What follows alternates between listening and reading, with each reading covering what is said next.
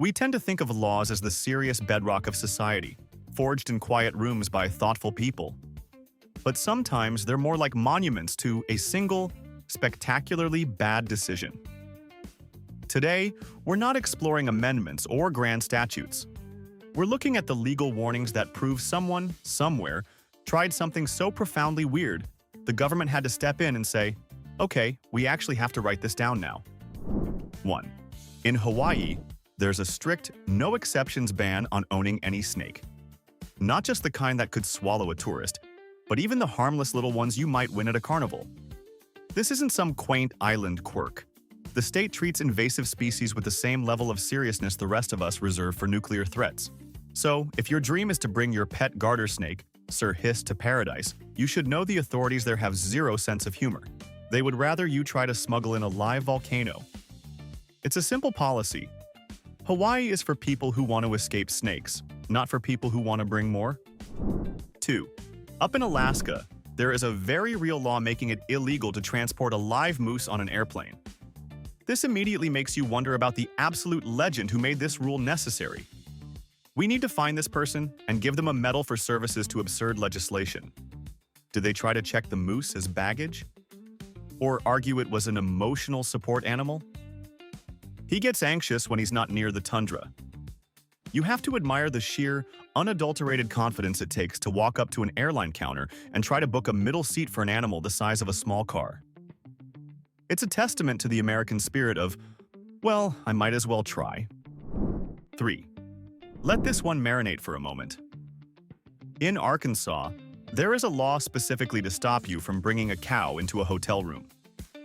Someone, at some point, looked at their clean, perfectly good room at the motel and thought, this is nice, but it's missing 1,500 pounds of cud-chewing livestock.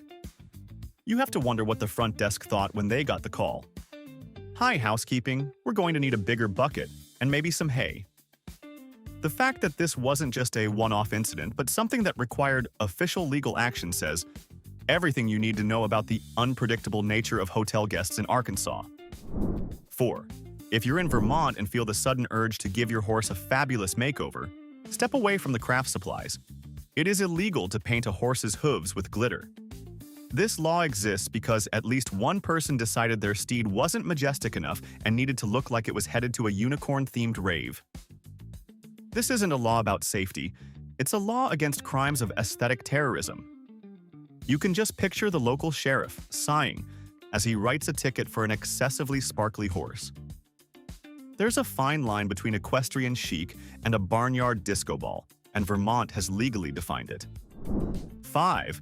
In Indiana, if you want to own a venomous snake, you'd better be prepared for a mountain of paperwork.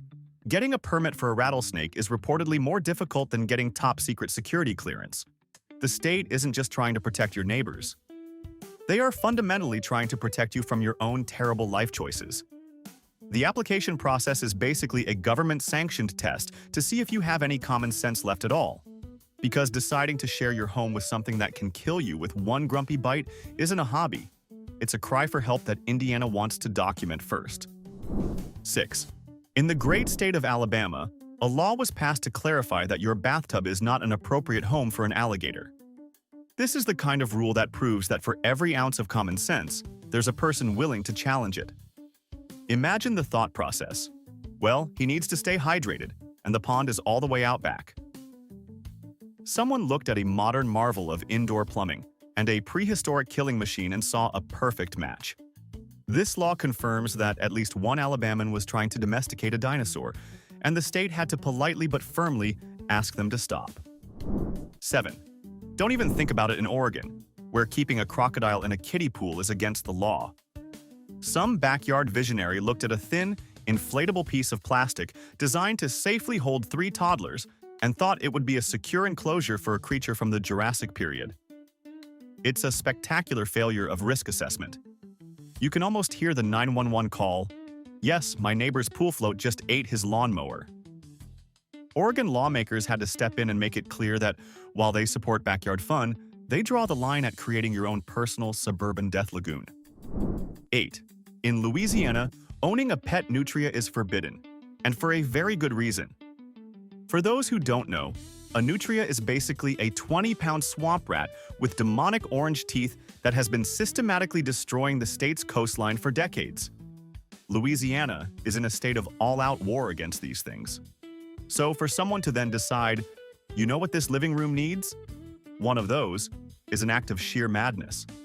It's like finding out your city has a termite infestation and deciding to build your house out of infested wood. It's not just a bad pet choice, it's a betrayal to the entire state. 9. Over in Florida, where reptiles are practically a food group, they had to pass a law making it illegal to sell baby alligators as pets. Apparently, people were buying these cute little hatchlings at souvenir shops, presumably as a fun memento of their trip. But here's the thing about baby alligators. They don't stay babies. They turn into big alligators. The state already has a gator population that occasionally wanders into swimming pools and onto golf courses. The last thing they needed was a generation of discarded pets being flushed down toilets, only to emerge years later, very large and very angry. This law is Florida's polite way of saying, please stop creating future problems for us to wrestle. 10. This next one comes from Michigan, which makes it even more confusing. It is illegal to tie an alligator to a fire hydrant. Let's break this down. First, this is Michigan, a state known for snow, not swamp creatures. So, where did the alligator come from? Second, why a fire hydrant? Was this some sort of bizarre reptilian parking job? I'll just be 5 minutes, Chompy, you wait right here. The specificity is what kills me. Not a parking meter, not a tree, but a fire hydrant. Somewhere in Michigan's history, an incident occurred that was so specific and so strange, they had to legislate against it ever happening again. We need the police report on that one. 11. In Minnesota, the law requires that all domestic cats wear a collar with a bell. The noble intention is to give birds and other small wildlife a fighting chance against these furry, silent assassins. But what this law fails to account for is the sheer cunning of a cat. You can just picture the feline resistance movement with cats across the state holding secret meetings, developing techniques to muffle the jingle, or learning to move in such a way that the bell becomes a psychological weapon. This isn't just a law, it's an arms race. And my money is on the cats figuring out how to weaponize the bells against their owners by 3 a.m. 12. If you find yourself in Idaho and you've had a few too many, here's a pro tip. It is illegal to sleep in a dog kennel. The fact this law exists means that at least one person, in a moment of profound intoxication, looked at a dog crate and thought, ah, a rustic minimalist Airbnb. You have to feel for the dog, who probably just sat there, utterly confused, as a human tried to curl up on their favorite blanket. Lawmakers had to step in and officially declare that if you can no longer tell the difference between a bedroom and a cage for a Labrador, it's time to call a cab, not a canine roommate. 13. And we're back to our favorite topic, alligators in bathtubs. In California, it is illegal to keep an alligator in your home, and the law specifically calls out the bathtub as a no-go zone. This proves that the urge to create a personal reptile spa is a national crisis, stretching from the swamps of Alabama to the sunny coasts of California. You can almost imagine the Hollywood twist. It's not a pet, it's my emotional support predator. He helps with my chakras. California had to draw the line, making it clear that while they embrace many alternative lifestyles, cohabitating with a living dinosaur in your bathroom is not one of them. 14. Thinking of getting a pet in Maine that's a little more intense? Well, if you have your heart set on a wolf-dog hybrid, you'll need a permit. This is the state's way of filtering out people who've watched one too many fantasy movies and think they're destined to roam the forests with their loyal wolf companion. In reality, you're not getting a majestic beast. You're getting a dog that thinks your sofa is prey and views the mailman with primal suspicion.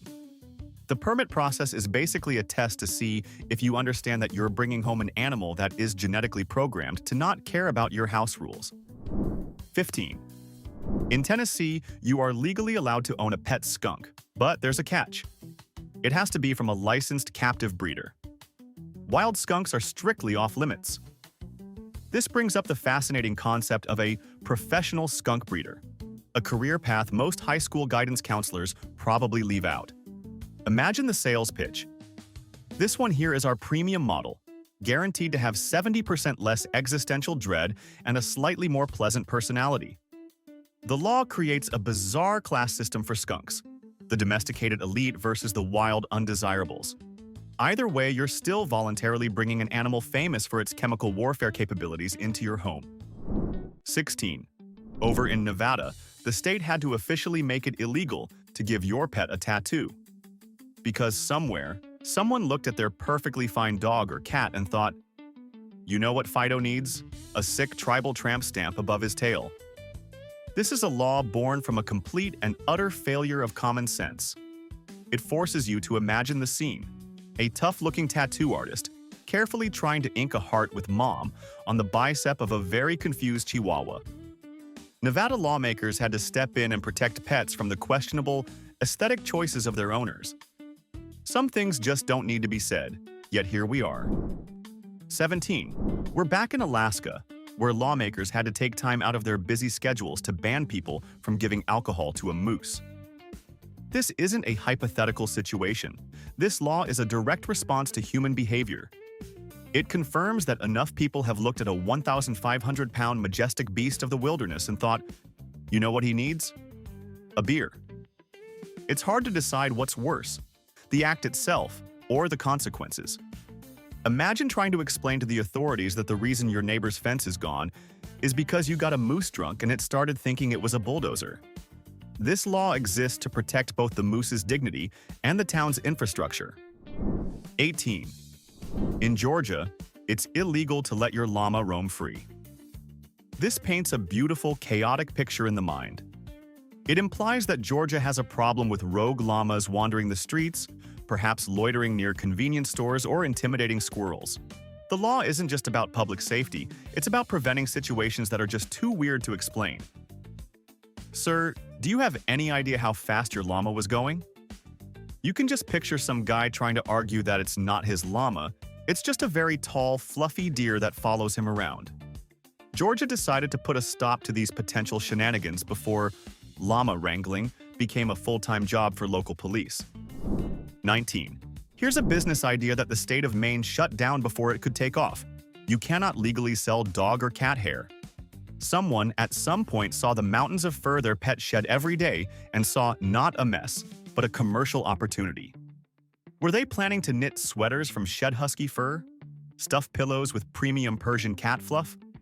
Or maybe something even weirder, like creating artisanal good luck charms? Whatever the failed enterprise was, Maine's legislature stepped in to say, we don't know what you're doing with all that hair, and frankly, we don't want to know. Cease and desist. 20. In North Carolina, it is illegal to use an elephant to plow your fields. This is not a law preparing for a hypothetical future. It's a law reacting to a very specific past. At some point, a farmer decided that oxen and tractors were for amateurs and escalated their agricultural game to a level not seen since Hannibal crossed the Alps. Instead of just pulling that one guy aside and asking him to maybe stick to traditional livestock, lawmakers created a statewide ban. It's a classic case of one person with a very big idea ruining it for any future, aspiring elephant-assisted farmers. 21. Welcome to Missouri, where it is illegal to have an ice cream cone in your back pocket, but only on Sundays. The sheer specificity is a work of art. Legend has it this was an anti-horse theft measure, as a horse would follow the sweet treat right out of its stable. So, this law wasn't about preventing laundry disasters or sticky situations on church pews. It was a formal countermeasure against a crime wave perpetrated by uniquely lazy horse thieves. It suggests that at one point, criminals in Missouri couldn't be bothered with ropes and just lured their targets away with the promise of dessert, forcing the state to legislate against it. 22. In Connecticut, a state that clearly values order, you cannot walk your dog on a leash longer than 6 feet. This is a classic example of legislative micromanagement. Lawmakers apparently believe that the difference between a pleasant walk and utter societal collapse is a few extra feet of nylon rope. They have clearly never met a determined 100-pound golden retriever who can turn a 6-foot leash into a tool for human water skiing across a wet lawn. The law assumes the person holding the leash is in control, a charming and often wildly inaccurate assumption that dog owners everywhere can appreciate. 23. Wisconsin lawmakers have tackled one of the most pressing issues of our time. It is illegal for cats to be served buttered toast in public establishments. Let the gravity of that sink in. While other states are dealing with crime and infrastructure, Wisconsin is protecting its citizens from the horrifying spectacle of a feline enjoying a gourmet breakfast. You have to wonder what incident prompted this. Was there a turf war between rival cat cafes over who had the best toast? Was a cat served whole wheat instead of rye and caused a scene? It's a mystery, but we can all sleep better knowing that public buttered toast for cats is officially off the table. 24. If you're planning a trip to a major city in South Carolina, leave your horse at home. It is illegal to ride a horse on the sidewalk. This law was likely put in place to prevent the downtown business district from turning into a scene from a Clint Eastwood movie. While the idea of a horseback commute has a certain romantic old-world charm, the reality would be chaos. Imagine trying to navigate rush hour traffic while avoiding piles of, well, you know. Lawmakers wisely decided that the clip-clop of hooves was a sound better left in the countryside, ensuring that your walk to the office isn't interrupted by someone trying to parallel park a stallion. 25. In Virginia, the law grants most wildlife a day of rest by banning hunting on Sundays. It's a peaceful, respectable tradition, except for raccoons. For some reason, raccoons are on a legislative blacklist and do not get this day off. This implies that while deer, bears, and birds get to enjoy a quiet Sunday, the raccoons of Virginia have done something so unforgivable that they are deemed huntable 24/7. Perhaps it's cosmic justice for the endless nights they spend ransacking trash cans. They are the only animal in the state whose bad karma is officially recognized by law. 26. Here's a law from Minnesota that is a masterpiece of baffling specificity. You are forbidden from crossing state lines with a duck on your head. This isn't just a suggestion, it's the law. This single sentence creates a tidal wave of questions. Who was the first person to do this and why? Was this a forgotten fashion trend, like feather bows but with more quacking? Did it happen so frequently that the Minnesota legislature had to convene an emergency session to deal with the duck hat epidemic? The world may never know, but somewhere at a Minnesota border crossing, a state trooper once had to say the words, "Sir, I'm going to have to ask you to remove the waterfowl from your head." 27.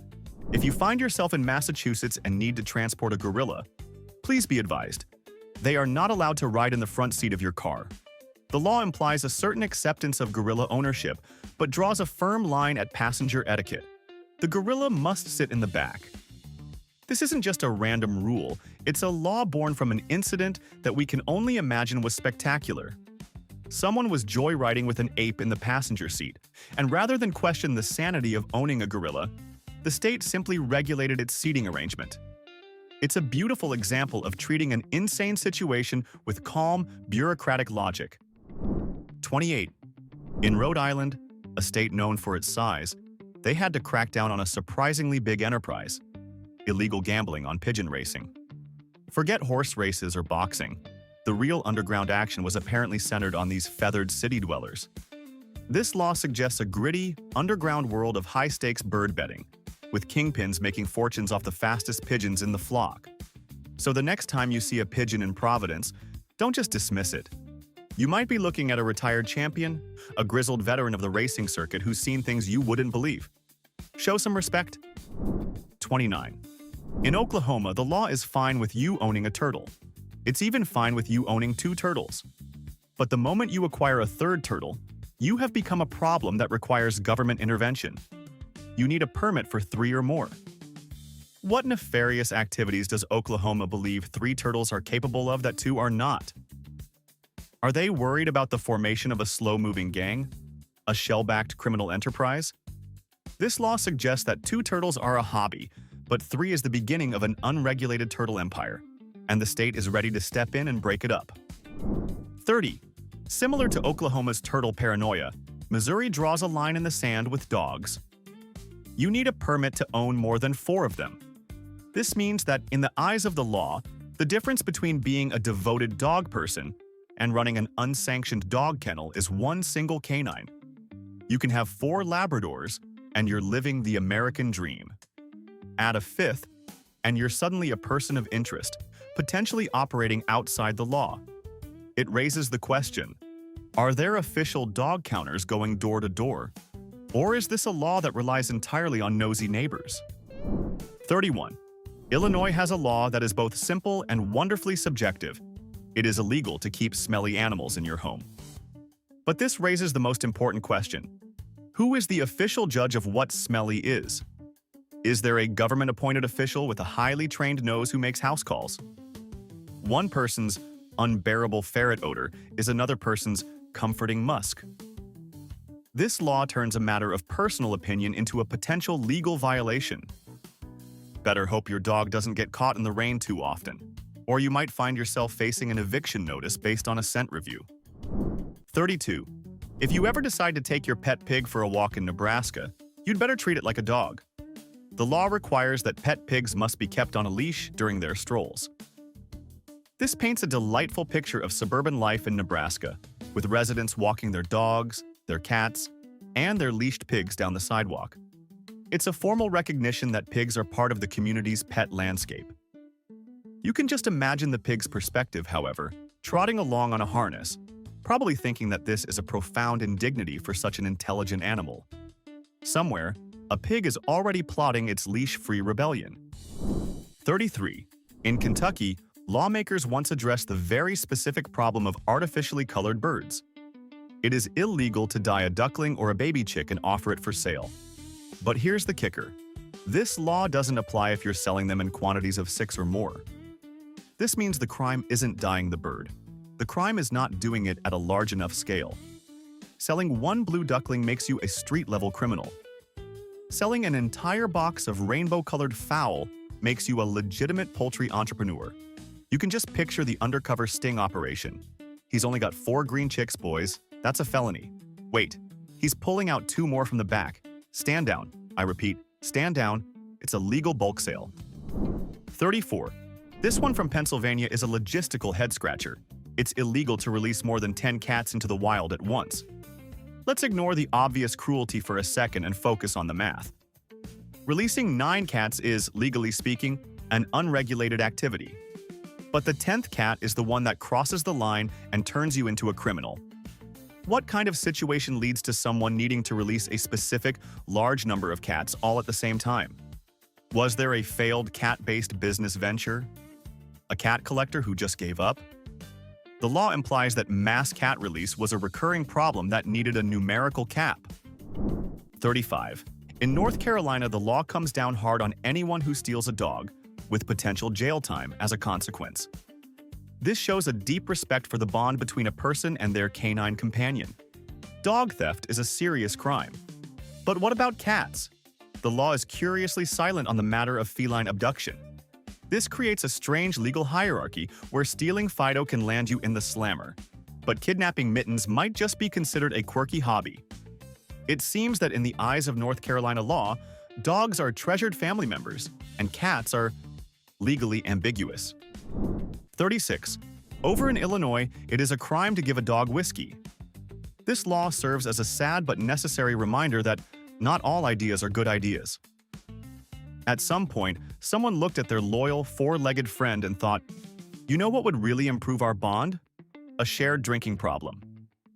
The state of Illinois had to intervene and legally clarify that dogs and distilled spirits are not a good mix.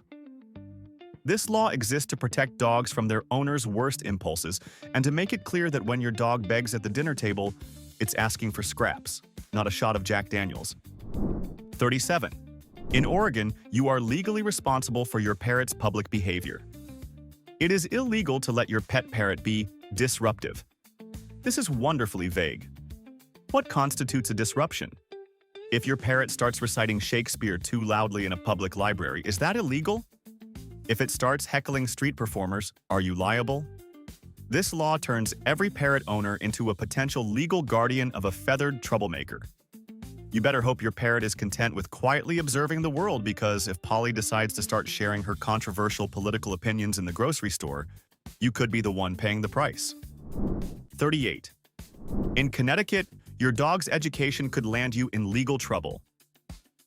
While teaching your dog tricks is perfectly fine, it becomes illegal if those tricks annoy your neighbors. This means your dog's career as a performer is subject to your neighbor's mood. Is Fido's repeated high-five routine causing next-door Ned psychological distress? Is your husky's operatic singing keeping Carol up at night? In Connecticut, your dog's talent could be a public nuisance. This law effectively makes your neighbors the official critics of your dog's artistic expression, with the power to shut down the show. 39. If you're living in Utah and have a strange desire to own a kangaroo, you'll need a permit. This is surprising, given that Utah's landscape is more red rocks and salt flats than Australian outback. The existence of this law strongly suggests that it's not just a preventative measure. Someone, somewhere in Utah, tried to turn their backyard into a personal marsupial sanctuary. They looked at the mountains and deserts and thought, this place needs more things that hop. The state then had to step in and regulate the inevitable chaos that would ensue from introducing giant, hopping animals to a place they definitely don't belong. 40. In Montana, a state with plenty of dangerous animals of its own, they felt it was necessary to explicitly ban owning a pet hippo. This is probably a good call, considering hippos are notoriously aggressive and are one of the most dangerous animals on the planet. But the fact that this law exists means it wasn't always a given. Someone in Big Sky Country had the ambition, the sheer audacity, to try and domesticate a multi-ton water-dwelling rage machine. This law isn't just a rule, it's a memorial to a dream so bold and so incredibly stupid that the government had to legislate it out of existence. 41. In Georgia, they've put an end to one of childhood's most fleeting joys, winning a goldfish at a carnival. The law bans giving them away as prizes. This wasn't enacted to save the fish, which usually had a life expectancy of about 12 hours anyway.